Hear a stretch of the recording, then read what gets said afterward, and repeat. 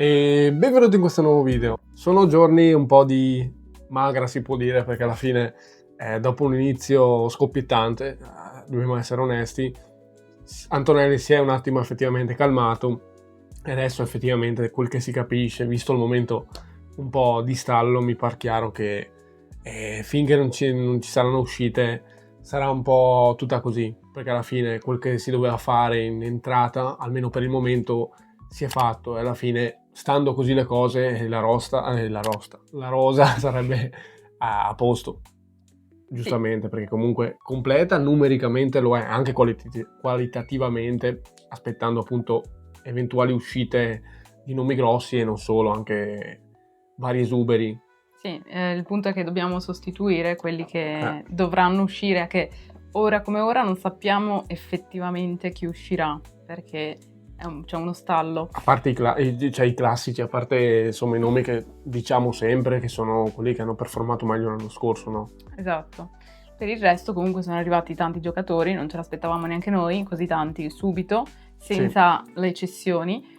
Quindi ora dobbiamo solo aspettare effettivamente che escano i big, diciamo. O loro, o altri che, insomma, per cui arriveranno delle offerte interessanti. Esatto. Cioè, tra quelli che tu dici, bah, possono rimanere, tipo un Lella può rimanere, se arriva però un'offerta congrua, secondo me, non è che ci sta lì tanto a riflettere e viene ceduto, in quel caso lì vai a rimpiazzare. Esatto. Però per il resto mi sembra che, cioè, finché non parte nessuno, questi saremo e dobbiamo aspettare, soprattutto anche a livello di soldi, perché comunque hai speso un po'. E quindi giustamente deve partire qualcuno. Sostanzialmente c'è molto poco da dire prima che si ricominci un po'. E a proposito di uscite, oggi parleremo prettamente di quello.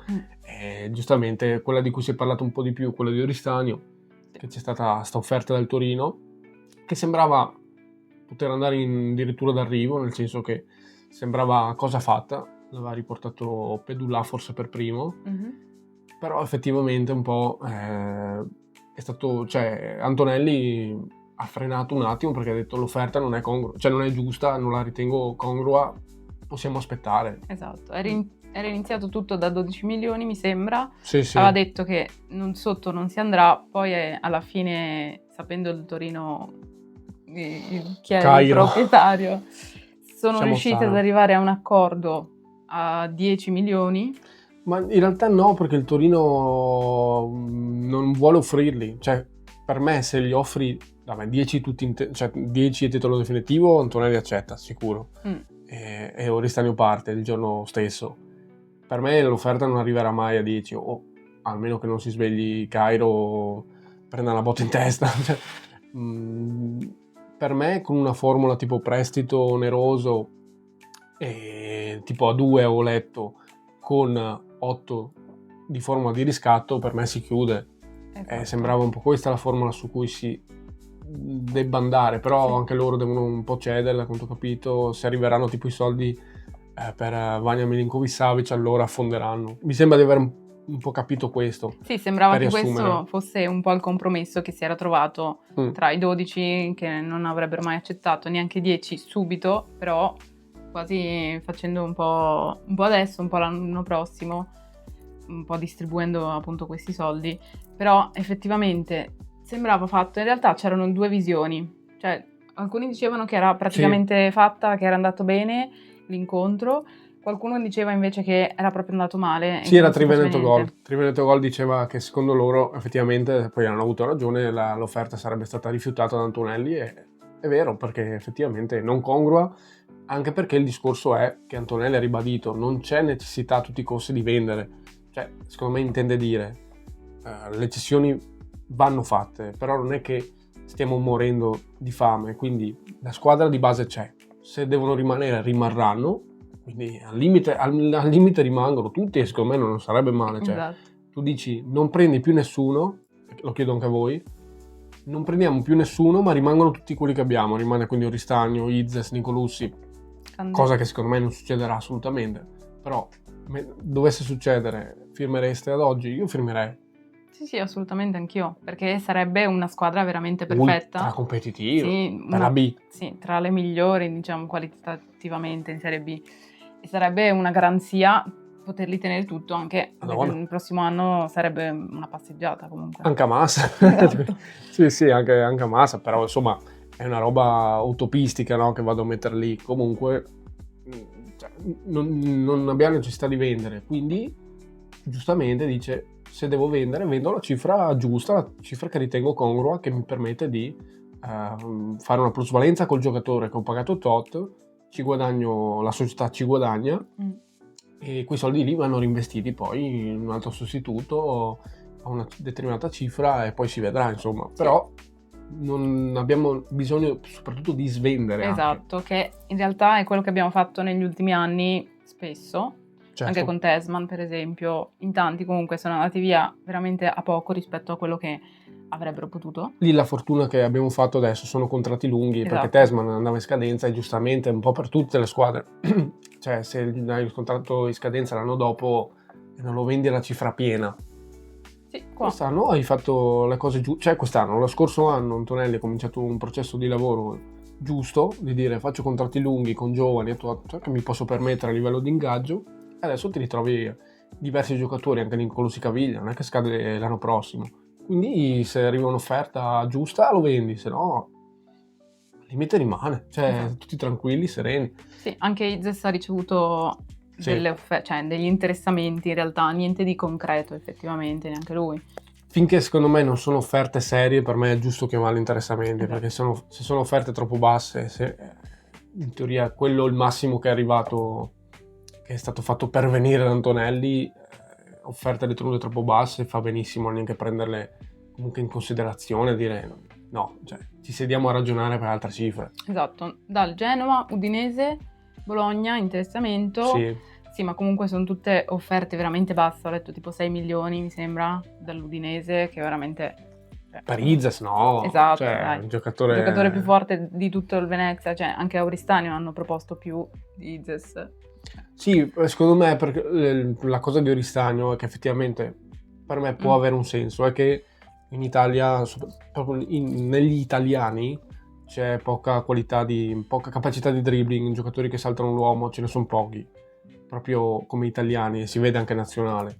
E quindi uno che comunque lo sa fare, perché soprattutto nella prima parte di stagione eravamo tutti meravigliati da quello che ci dimostrava, che metteva in campo, poi si è andato a perdere nella seconda metà, l'abbiamo ribadito un botto di volte, però di fatto è uno di quei giocatori che ce l'ha, il dribbling, la capacità di dribbling, di saltare l'uomo. Sì. Quanti ce l'hanno tra gli italiani che puoi dire ah sì è un giocatore che lo sa fare. Auristanio è uno dei pochi che lo sa fare e quindi è giusto che paghi quella caratteristica lì, perché in Italia serve, tra gli italiani serve e in Italia tra gli italiani ne abbiamo poche.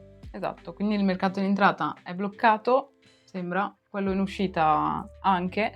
Parliamo della maglia. Ormai giustamente, sì, è vero.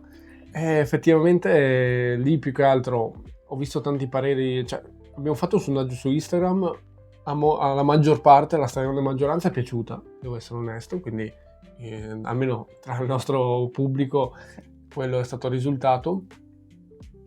Diciamo che ho visto anche molte critiche, comunque dicevano più che altro soprattutto i colori classici. Solito problema. Sì, che il nero è predominante e l'arancio e il verde sono lasciati ai margini, però è un problema ormai di cui ci siamo fatti l'abitudine.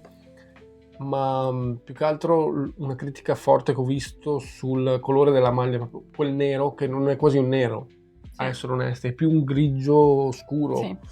E quello infatti è un po' l'unica mia criticità che ho visto. Avrei preferito un nero un po' più deciso, come negli ultimi anni è stato fatto. Se proprio questa è la direzione stilistica, almeno si faccia un vero nero, ecco. Sì, ma anche l'anno scorso in realtà non era proprio nero, perché aveva un po' quei motivi. Sì, vabbè, quello ci sta, però almeno il colore predominante per me deve essere almeno il nero, lascialo, cazzo, su 3 colori, cioè almeno quello lascialo integro.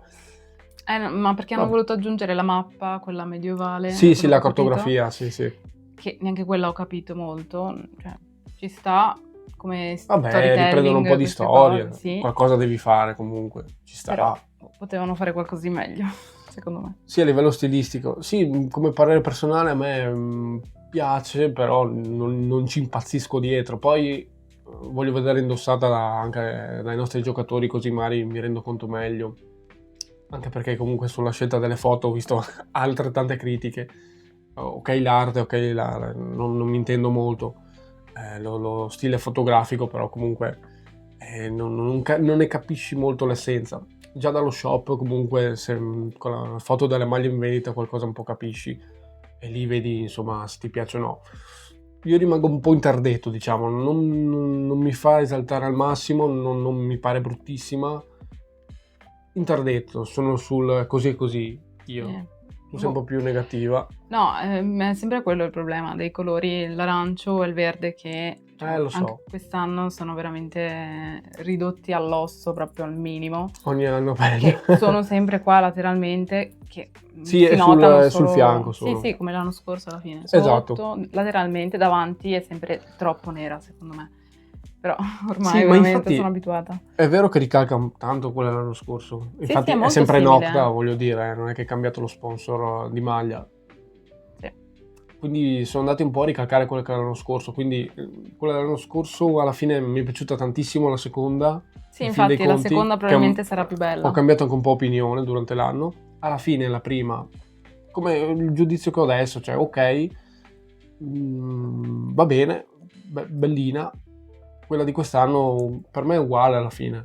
Almeno che non l'avendo indossata dico no, cambiando un po' la prospettiva è veramente bella, però per il momento rimango un po' interdetto. Vabbè, Fateci sapere esatto. voi più che altro, ecco, i vostri gusti in fatto di stile, di moda, no. Se vi è piaciuta o no la prima maglia, stiamo parlando di prima maglia, diteci cosa ne pensate. Video così un po' giusto per riassumere le principali cose, insomma, d'altronde il mercato è bloccato, quindi in entrata, finché non si sblocca l'uscita. Esatto, sono connesse le due cose. Per forza di cose, giustamente anche. Nulla, fateci sapere la vostra su quel che abbiamo detto, vi ringraziamo e vi invitiamo a mettere like, a iscrivervi se non siete già iscritti, a commentare dicendo la vostra, ad abbonarvi perché ci aiutate davvero tantissimo e sempre Forza Venezia. E sempre Forza Unione.